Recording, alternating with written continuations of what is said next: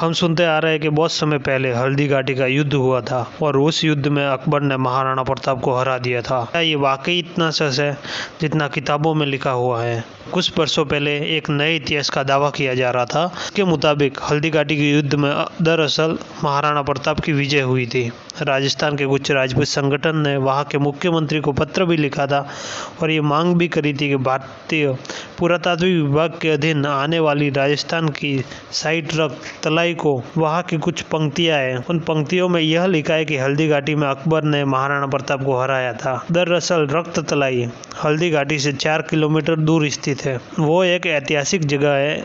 यहाँ लगे बोर्ड पर यह लिखा हुआ है कि हल्दी घाटी के युद्ध में महाराणा प्रताप की सेना पीछे हटी थी, लेकिन अब सदियों बाद कुछ इतिहासकारों और राजपूत संगठनों का दावा किया है कि इतिहास को दोबारा अच्छे से समझने पर उन्होंने पाया कि ऐसा कुछ हुआ ही नहीं था। कुछ समय पहले राजस्थान के इतिहासकार चंद्रशेखर शर्मा ने एक शोध पत्र जारी किया था। इसके मुताबिक महाराणा प्रताप हल्दी घाटी के युद्ध के बाद जमीनों के पट्टे जारी करते रहे। इस हिसाब से हल्दी घाटी के युद्ध में महाराणा प्रताप की विजय हुई थी, क्योंकि अगर वे हार जाते तो लोगों को पट्टे कैसे जारी कर सकते थे। हल्दी घाटी जो है दरअसल एक दर्रा है, अरावली पर्वत श्रृंखला से गुजरने वाला दर्रा। राजस्थान के उदयपुर से लगभग 40 किलोमीटर दूर महाराणा प्रताप और अकबर की यहीं पर लड़ाई हुई थी, लेकिन असल की जो मुख्य लड़ाई है वो 4 किलोमीटर दूर हुई थी।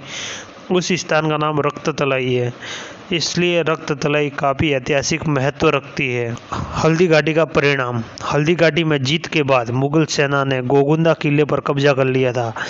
अब तक यह किला महाराणा प्रताप का बेस बना हुआ था, लेकिन उन्हें इस पर कब्जा बनाए रखने के लिए काफ़ी मशक्क़त करनी पड़ी। महाराणा प्रताप ने इस किले की सप्लाई करना ही काट दिया था, जिसकी वजह से वहां पर मौजूद मुगल सैनिक राशन की कमी के कारण भूख से मरने लगे। यहाँ तक अपना पेट भरने के लिए अपने घोड़ों को भी मारने लगे। युद्ध से लौट रही मुगल सेना टुकड़ियों में असुरक्षित पाते ही भील ने उन पर तीर और गोफन से हमला कर देते थे। द इनवेसिलर वॉरियर की लेखिका रीमा आहूजा BBC को दिए गए इंटरव्यू में शोध का आधार बताती है। ऐसा लगता था कि महाराणा प्रताप 100 जगह एक साथ थे, क्योंकि वो गुप्त रास्तों से निकलकर जंगलों में घुस जाते थे। इसमें यह परिणाम मिलता है कि हल्दी घाटी के युद्ध में अकबर की जीत का आधार कहीं पर नहीं है।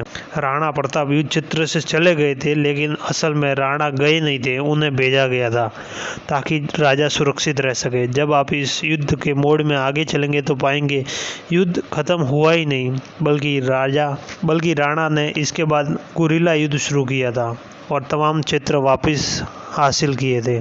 हल्दी घाटी युद्ध में किसकी जीत हुई, ये मैं आपको कुछ प्रमाणों के आधार पर समझाता हूँ। जब मुगल सेना ने हल्दी घाटी के लिए कूच की थी, अकबर का सख्त निर्देश था, उन्होंने महाराणा प्रताप को जिंदा या मुर्दा पकड़ने का बोला था। ना तो महाराणा प्रताप उन्हें जिंदा मिले और ना ही मुर्दा। अब आप ही बताइए कि जीत किसकी हुई। दूसरा प्रमाण, जब मुगल सेनापति मान सिंह युद्ध के बाद अकबर के दरबार में पहुंचे तो अकबर ने उन्हें डयोदी बंद करने की फरमान जारी किया था।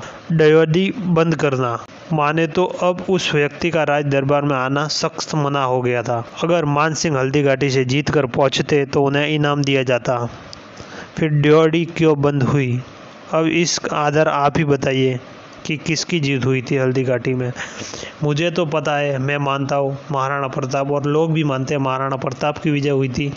ये कुछ दोगले इतिहासकारों ने ये लिख दिया है कि अकबर महान यही पढ़ाया गया है, पर ये गलत है और गलत ही रहेगा। महाराणा प्रताप के संघर्षों को, उनकी जीत को हम सलाम करते हैं और उनका आदर्श मानते हैं। जय हिंद, जय मेवाड़।